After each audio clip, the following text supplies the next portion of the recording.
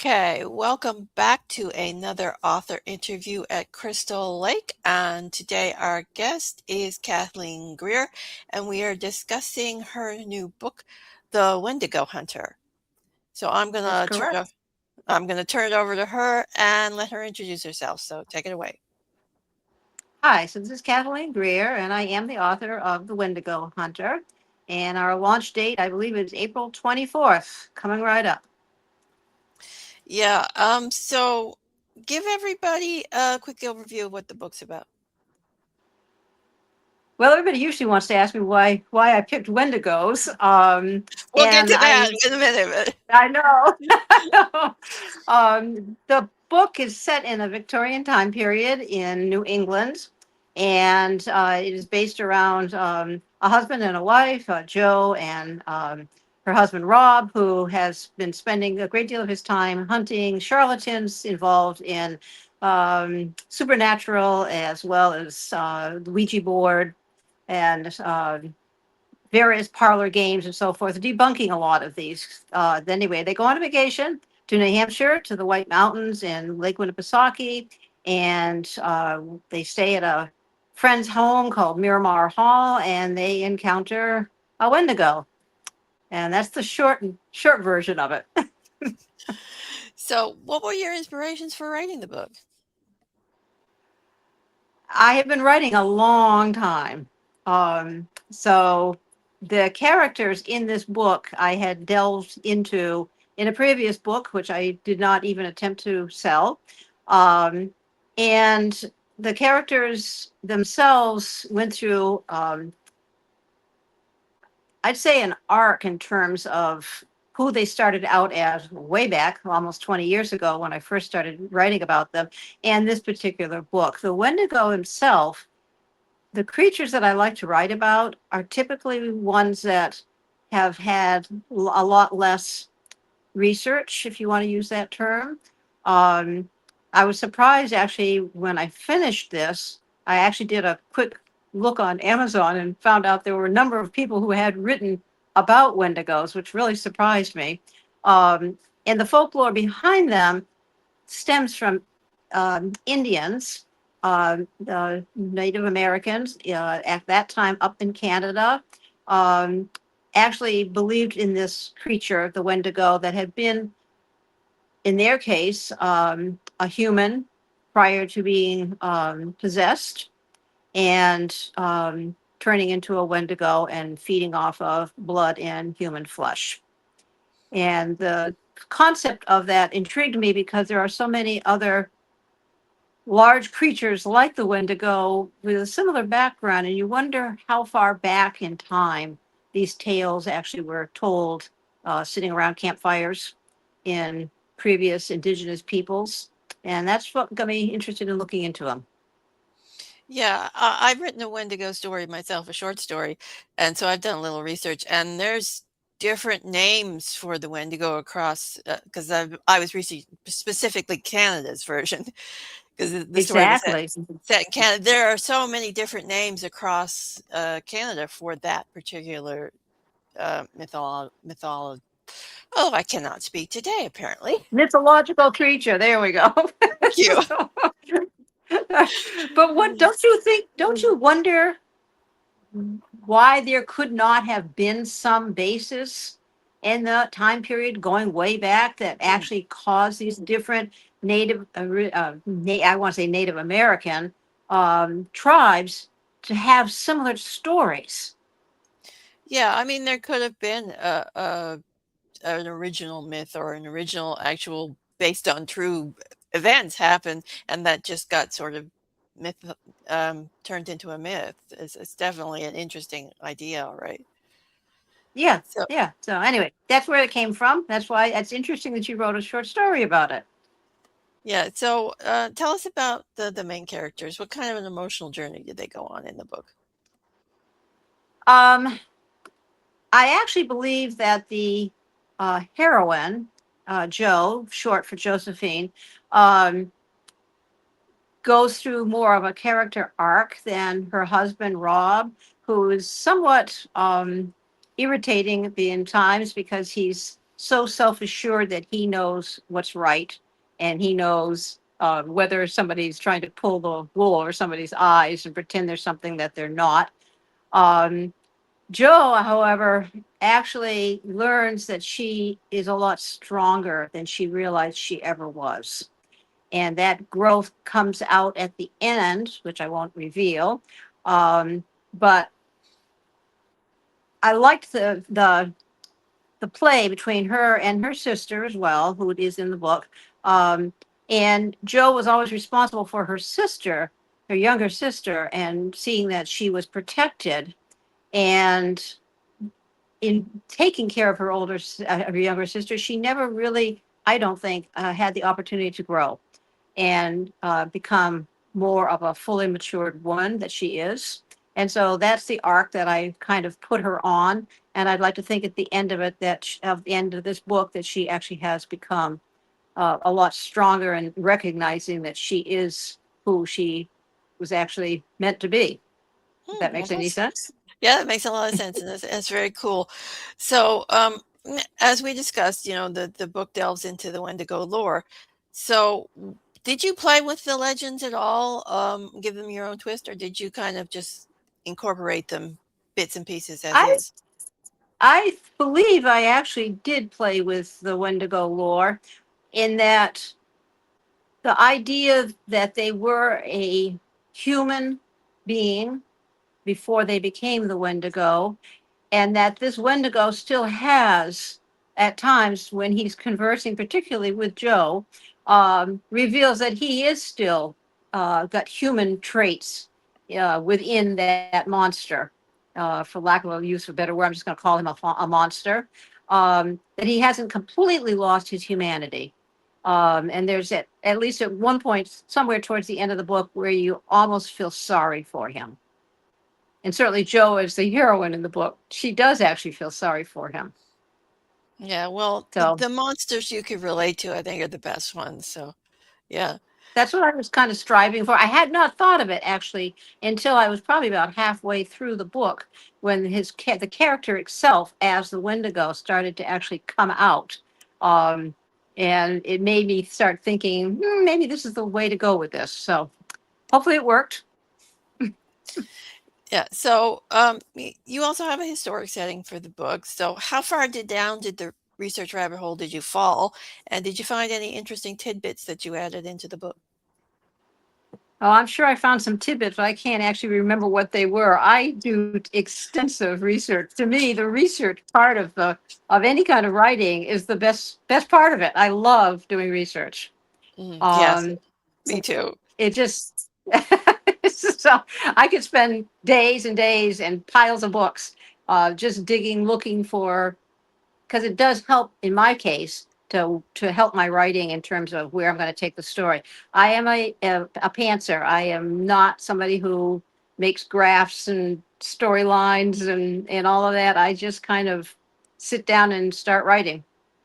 And when I'm having an issue and I can't seem to find where I think the story might be taking me, and then I'll go for a long walk, or I'll go out and ride my bike for 8 miles, or get out and get some exercise, walk the dogs. And quite often it might take a day, and then all of a sudden in the middle of the night I'll wake up and I'll be like, that's where I needed to go with this. And that's how I write. Yeah, I know a lot of authors who are like that. Me, I'm a plotter. I like my outlines, but yeah, I And mean, that's fine. It works for yeah. a lot of people. My best friend, Frances Mallory, who was a I say was because she is deceased now. She passed away a few years ago. Um, she was definitely a plotter, and she would have large graphs on the wall connecting everybody, and stuff. And I would look at that, and go, "Oh my God, look at all the work you put into that!" And that was how she worked, and it worked for her. So, everybody onto their own and stuff. She actually wrote in the Regency time period, and Regency romances and stuff, and I think she needed it because she had so many large families that she had to make sure she could interconnect. So, but anyway, Yeah, I'm yeah. not, I don't think there's a right or a wrong, to be honest with you. Excuse me. I have a dog pushing on me. What are you doing, Kimba? Huh? Kimba, Kimba. What are you doing? Yeah, there you are. Wow, you're going to be famous now. Yeah, he wants his internet debut. Exactly. So, anyway, sorry about that. She was kind of nudging my elbow. I was like holding the phone and jumping all over the place. Anyway, onward. So, Okay, so the book's also been described as a gothic suspense. So is that a genre you enjoy writing in, or is this your first venture into the more gothic realm? no, Gothic and the Gothic period and the Gothic style, I have loved since I was a kid. Just, I'm not sure what appeals to me about it, but I just, most everything I've done has been in that time period. And it just kind of comes out of me. So I don't have to really work at it. Yeah, the Gothic is fun to write in. I write in, particularly in the Victorian period myself when I do my historical, most of them. Okay. It's not always Gothic-ish, but it's definitely skirting around the Gothic, that's for Right, sure. right. And yeah, no, and I just, there's something about the time period and also the Victorian time period was when so much of the, um, lack of a better word and stuff, um, the books that were being written at that time, certainly like Frankenstein and something, some other odd novels and stuff that were being, but more about in terms of like the Ouija boards. Um, uh, I think I was talking to somebody the other day and they asked me, they wanted me to do a little essay for them and about my background in terms of where I grew up and stuff. And um, I never had the opportunity to meet my grandmother on my mother's side. I'm sorry, on my father's side, but she apparently was somebody who actually used to tip the table. And people will go, well, what was that? And during World War II, apparently the neighbor ladies around where she lived in New Hampshire would go to her farmhouse after church and they would sit around her kitchen table and she would levitate it and they would ask questions like, is my husband still alive? Is he coming home soon? That kind of thing and stuff. And they would tap once for yes and the leg would tap twice for no. And I grew up with that story. We were not living in the United States at the time. I wish I had had the opportunity to meet her. But I think that actually got me started looking into reading about all of this. And I was reading books about it when I was probably 8 years old, already curious about all of it. Yeah, and that spiritualism was really big in the Victorian era too, so yeah. Right, right, right. So that's how I got interested. And it goes way back to, like I said, as a kid and stuff. But I didn't even live in the United States for a large part of that time period. Okay, so, what's your favorite scene, without spoilers, in the book? Um, I think actually the scene I like the most is when um, Joe and her husband, Rob, the doctor, are at a party at Miramar Hall, and they, unbeknownst to them all, the wine has been spiked with some sort of an aphrodisiac, and her husband spirits her away. So there's a That little bit actually of a was a fun spicy in there scene. too, is there? There is some spice in all of my books. Yes, there is. So anyway, I think that was the best. I had a great time writing it. So, Okay, so did you find anything challenging writing the book, or did a scene or a character give you any trouble? um, I would say actually no. I'm just going to say no. I didn't really. It was more dealing with the supernatural creatures, but it wasn't really a problem with it. It's more it was trying to get a handle on exactly how I wanted to write about the Wendigo. Um, and was it even should I even consider thinking about writing it and including that human side to him? But that wasn't really a problem so much. I think it just gave me quite a long time to think about it actually. Yeah, that's more of a pondering than a problem. Right. Right? Yeah, writers always have to do that. So, well, it's good that you had a smooth. Sometimes the books don't come smoothly. You Oh yeah. Oh yeah, that's for sure. I've had a few things I've tried writing and given up because it wasn't there. Mm. You think I've got a lot more books that I've started that I and never finished. And most of it had to do with, which is why think it's easier if you actually do plot like you are, instead of waiting for like the inspiration to hit you. So, sometimes it never hits. Yeah, well, even when you plot, sometimes you get bogged down or something, and you just can't figure something out, and you just have to wait it out until till you figure things out. That's just the way How it long do is. you wait? How long do you wait though? See, I get frustrated and just move on to something else. Well, I have a tendency to write more than one book at a time. So if I do Okay. hit a snag on one book, I just move to another book. And so Ah, I can outwait the problem. okay. That's 'Cause interesting. I might think about trying that. yeah, That's because I mean, interesting. I've never even thought of I'm it. currently juggling about 12 books, so yeah, if something comes along, then it's just like the brain just isn't firing, Wow. or there's a problem. Yeah, Wow. yeah. People have. I do not recommend this, by the way. I mean, one or two is fine, but yeah, do not go into double digits. And are they all the same genre? No, Oh. some of them are All horror, some right. of them are fantasy, some of them are steampunk, some of them are cozy paranormal mystery. So it's like I'm all over the Wow. place. Wow. Okay. I'm not sure I could even contemplate doing that. I'd be worried I never finished anything. Well, that's what people say. How do you finish things? And I don't have an answer for them really. I just do. So it's like it's just the way my brain Wow. works.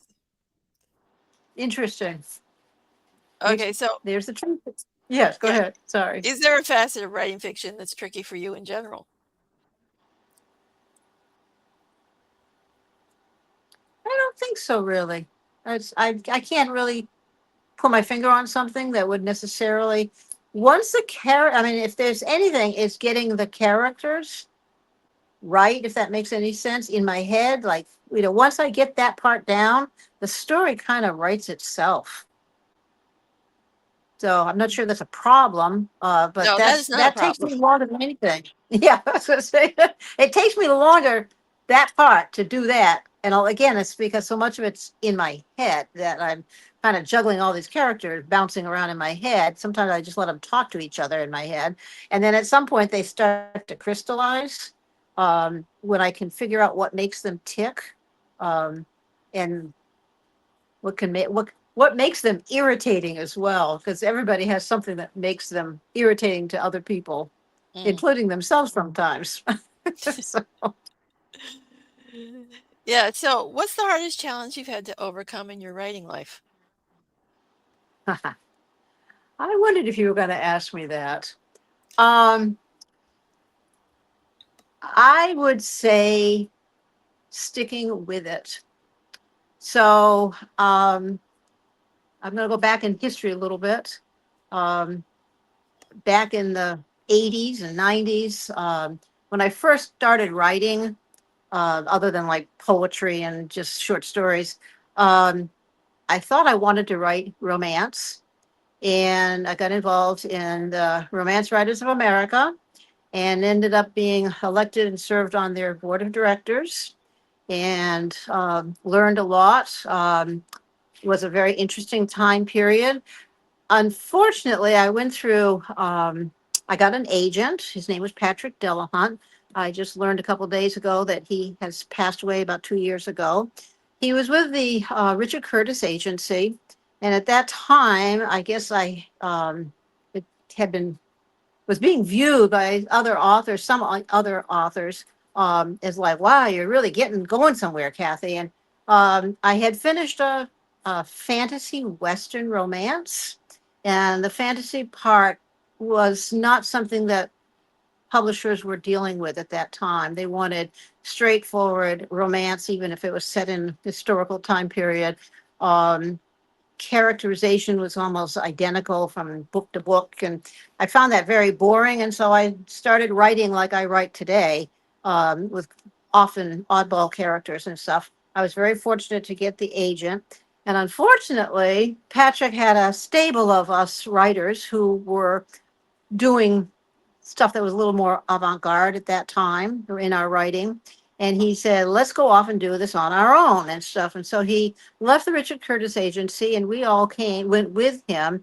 And then the Richard Curtis agency sued him. And Oh, that was the end of and that was the end of his career. And I had signed a contract with Zebra Books, and they canceled because it was under the Richard Curtis name with Patrick as the agent. And when he went off on his own, Zebra said, "We're not dealing with you. We're not getting involved in this lawsuit or anything else." And that happened to all the other writers that were with him as well. And so I stopped writing for like 10 years. I just gave up. I was like devastated. And that's actually the worst thing that's happened to me. I really wish I had had the gumption. If I was a guy, I'd say something else, but I wish I'd had the gumption to stick it out. And I actually ended up receiving a letter from Richard Curtis, um, saying that he'd read my book that I'd submitted to Patrick and thought I had a lot of talent and would come over and sign a new contract with him. I was so overwhelmed by all of it that I didn't sign with him. I just stopped writing. And I wonder what would have happened if I hadn't. Let me put it that way. So who knows? I was talking to my yeah. husband about this the other day, and you never know how things are going to turn out. Yeah, that's true. I mean, and I can see it though. Those setbacks, I mean, I've had a few of them too, and they can be very discouraging. So Yeah, yeah. and I just, I'd gone on with just went on with my life. I had met my husband at that time. I was divorced. He had two young boys he had custody of, and his sons, and just life happened. I ended up at some point starting my own newspaper. I'd been working as a reporter, investigative reporter for another big newspaper in New Hampshire and stuff. I just got on with life, and I just gave up the idea of writing books. Um, and so it probably was 20 years later that I started writing again. Well, and now here you are. So So I know, and here I am. I know, and I actually have heard it from a few people on my Facebook page. Who are like, "Wow, Kathy, you did it. That's great." So, anyway, it's funny. So anyway, so what's your favorite aspect of being a writer? being your own boss, I think. I think that's I think because of what I went through, and then subsequent to that, starting my own newspaper and actually very successful doing it in New England. And so I dealt with antiques and auctions, which is something I knew a lot about. Um, I discovered that I was pretty good at actually being a boss, and I'm still now the boss. So that's I think the thing I like about it the most is just being able to be the boss. Yeah, I can relate to that. Yeah, I'm Being the sure you boss is good. can. It is. So, Uh, who are some of your favorite authors? Is there anything special on your to read list this year? no, actually, I started reading. I'm going to grab a book over here. I just started reading him about 3 or 4 months ago. Um, Alex Grecian, who actually writes Victorian time period, Regency time period, more Victorian, I think, than, and he's written a whole series of these detectives in England. And the Black Country is the one that I just finished reading the other day and stuff. He also wrote The Yard. And a lot of them deal with some of the famous, like Jack the Ripper, monsters in their own right, murderers. The plotting the books is awesome. Really great writer. So I can highly recommend him. And that's what I'm reading at the moment. And I Mhm. tend to do that. I tend to read a lot of mysteries. Yeah, I do too, and I especially like the historical ones. So that sounds great. Yeah. Yeah. If you haven't looked at his books, definitely pick them up because they'll you'll love the characterization and you'll love the plotting of the stories and stuff. So now I'm gonna leave it at that. So Okay. I hope hopefully and that's sorry. My dog is pulling on my arm here. All right, Kimba, stop. Stop. That's enough. Sit. Stop. Kimba. I was afraid this might happen. She wants to be famous. So what are some of the other things you've written? Oh, God. Nothing worth mentioning, I don't think. um, oh, God. I think I have something up on Amazon that I wrote not too long after Amazon first started. I'm trying to remember the name of it. I should have gone and looked actually. It's not under my name, Kathleen Greer. It's under Casey Greer. K is in Kathy. C is as if I had a middle name, which I don't. And then just Greer. Something like the Graveyard of Forgotten Souls or something like that and stuff. And it might actually have some characters that were in this book actually might pop into that book actually now I think about it. But most everything else I've actually not done what much with. Don't even go back and look at them at this point. I think it was learning to write novels, um, many of which weren't memorable until I got to the stage I'm at now. I bet you have a few of those. Yeah, I do. A lot of my early published stuff is short stories and flash fiction, though. So not too Ah, many novels. Anyway, but actually, my very first novella, though, is still published and still actually does well. So good for you. That's awesome. yeah, I mean, it's a different format because it's an epistolary book. So Okay. yeah, so it's But it's still available. yeah, Georgian vampires. It's a historical setting, Okay. Chronicles of the Undead, but people still seem to like it. So I must have done something right I with will that one. I will go and look for that actually and read that and stuff. That sounds actually very cool. Chronicles of the Vampire Chronicles of the Undead. of the Undead. Gotcha. Yeah. Gotcha. Okay. Thank you. Okay. So what is your next project? What can we look forward to? So I just finished about 3 weeks ago the first draft for the second book. And when I first started this book, The Wendigo Hunter, I had not thought of it as a series. Never done a series.